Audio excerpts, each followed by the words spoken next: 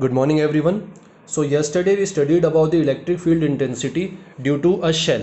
It was a conducting shell. All the charge was on the surface of the shell. We took three cases: P outside the surface, on the surface, and inside the surface. Now if suppose I replace a shell with a solid sphere. It is a solid sphere of metal. That means it is conducting. So what I told you yesterday, that it is the property of the conductor that if we generate a charge inside the body of the conductor, the charge will not stay there. It will flow out to the surface of the conductor. So if we take all of these positive charges inside the body, these charges will flow out on the surface of the conductor. This is your first step. The charges will flow to the surface of the conductor. All of these charges, it will come to the surface.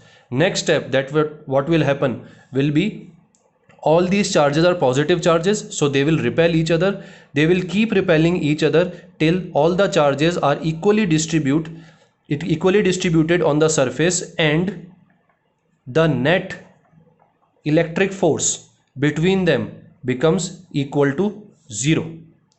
When will that happen? When each charge is at the equal distance from each other, then the net electric force will be equal to 0. Now you can take point P outside the surface, on the surface, and inside the surface. What will happen? It will give us the same results as that were obtained in the case of a shell, because you can now compare both of those diagrams. In the shell there was no charge inside. In the solid sphere also there is no charge inside, or all the charge is on the outside. So this solid sphere will also behave like a shell. So this is the properties of an solid conducting shell. Now what if the shell is not conducting? Suppose it is an insulator, non-conducting shell. In that case, all the charge that is developed inside the body of the sphere will stay there. It will not flow to the surface of the sphere. This is a sphere. Its radius is capital R. We take a point P which is outside the surface. Again we will take three cases: outside the surface, on the surface, and inside the surface. Now what is the first thing that we took? We need to decide the charge density. Now this is a sphere, so what kind of charge density we will have? We will have volume charge density, because the charge is spread all around the volume. The charge is in the volume. It is not just on the surface, it is the volume. So the density will be volume charge density, Q upon V. What is the V, or volume of the sphere? 4 by 3 pi r cube. So we can write rho equals to Q upon 4 by 3 pi r cube. This is the first step. Second step, identify the Gaussian surface. What will the Gaussian surface? It will be a sphere. So this is your Gaussian surface. Now to apply Gauss law, we need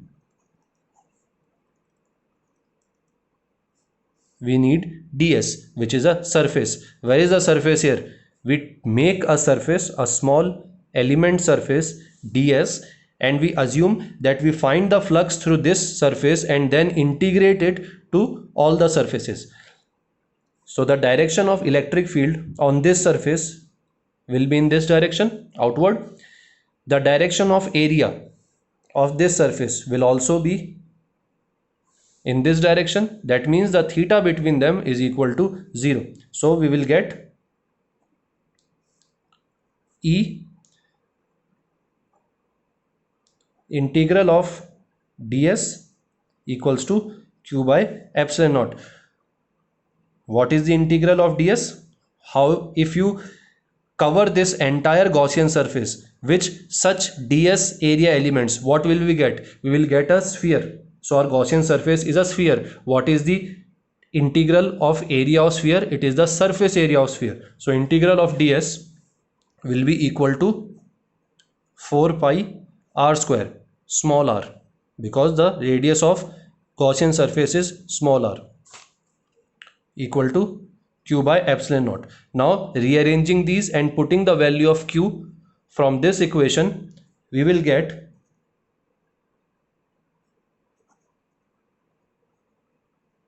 E equals to rho r cube upon 3 epsilon naught r square. Okay, this part you can solve yourself. There is nothing, just substitution and calculation. Now this is your first case. Now suppose the point P is on the surface. Point P is on the surface. Now in that case, what will be the change? The value of small r and capital R will be equal. That is, small r is equal to capital R. So what is the value of E? We will get E equals to rho r upon 3 epsilon naught. So we have had two expressions outside P, when P is outside the surface, when P is on the surface. Now third and most important thing is when point P is inside the surface. So we have this sphere, radius r, point P is inside. So we will take a Gaussian surface. Thus radius of this Gaussian surface is small r, such that small r is less than capital R. Now since the charge is distributed all around the volume, there will be some charge inside the Gaussian surface and there will be some charge outside the Gaussian surface. Now we know that when we apply Gauss law, then the charge outside the Gaussian surface is not considered. So what is the first step that we have to do? We have to find out the charge density inside the Gaussian surface, because we are considered only about this charge. We are not considered about this charge. So how will we obtain that? First, we will say that let the charge enclosed by the Gaussian surface, the charge inside the Gaussian surface, let that charge be equal to Q dash. Now Q dash is equal to rho into 4 by 3 pi small r cube, because of the same formula, rho equals to Q by volume. So Q equals to volume into rho, so rho into 4 by 3 pi r cube. What is the value of rho? We obtained in the starting. If we substitute it, rho is Q upon 4 by 3 pi r cube into 4 by 3 small r cube. These get cancelled and we get Q dash equals to Q r cube upon r cube. This is the value of Q dash, the charge inside the Gaussian surface. Therefore, the electric field intensity at point P due to this charge outside the Gaussian surface will be 0. So we are only consider Q dash. We will not consider Q outside the Gaussian surface. Now we do our integration. Phi equals to E dot ds, surface integral of E dot ds, equals to what will be Q here? This is equal to Q by epsilon naught. Now what will be Q here? The Q will be Q dash.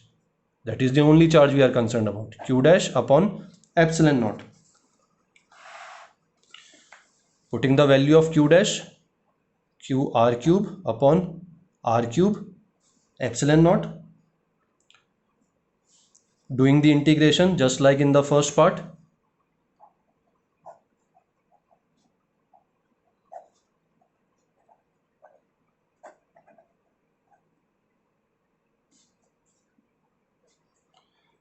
Solving this, we get E equals to QR upon 4 pi epsilon naught r cube. Putting the value of Q and solving it, we will get rho r upon 3 epsilon naught.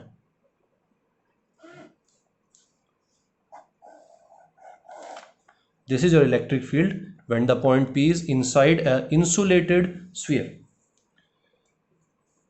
Now next thing that we will do is the graph. So what is the graph? We will take all 3 points.